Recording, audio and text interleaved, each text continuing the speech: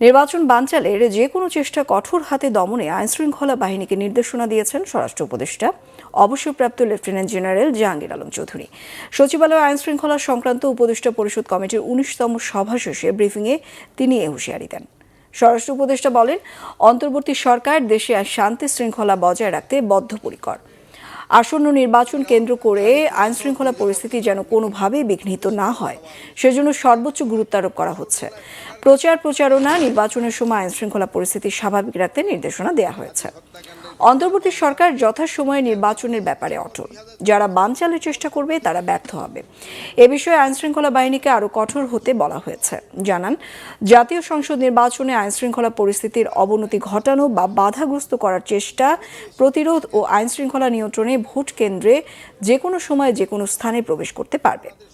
সভায় সিদ্ধান্ত হয়েছে, রাস্তাঘাট বন্ধ করে জনদুর্ভোগ সৃষ্টি করা যাবে না, এ বিষয়ে ছাড় দেওয়া হবে না।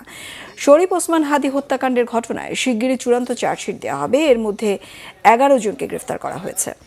অন্তর্বর্তী সরকারের মেয়াদে এই হত্যাকাণ্ডের ন্যায় বিচার নিশ্চিত করা হবে। স্বরাষ্ট্র সচিব নাসিমুল গনি জানান, আগামী 7 তারিখের মধ্যে শরীফ ওসমান হাদি হত্যাকাণ্ডের ঘটনায় চূড়ান্ত চার্জশিট দেওয়া হবে। আসন্ন নির্বাচনকে কেন্দ্র করে আইন শৃঙ্খলা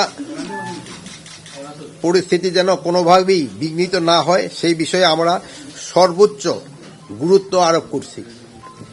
দেশের সার্বিক আইন শৃঙ্খলা পরিস্থিতি স্বাভাবিক ও নিয়ন্ত্রণে রাখতে দেশব্যাপী গোয়েন্দা নজরদারি বৃদ্ধি এবং আইন শৃঙ্খলা রক্ষাকারী বাহিনীর কার্যক্রম আরও জোরদার করা সহ অধিক সক্রিয় তৎপর থাকা এবং সকল বাহিনীর গোয়েন্দা তথ্যোপাত্র সমন্বয় করার কথা নির্দেশ দেওয়া হয়েছে।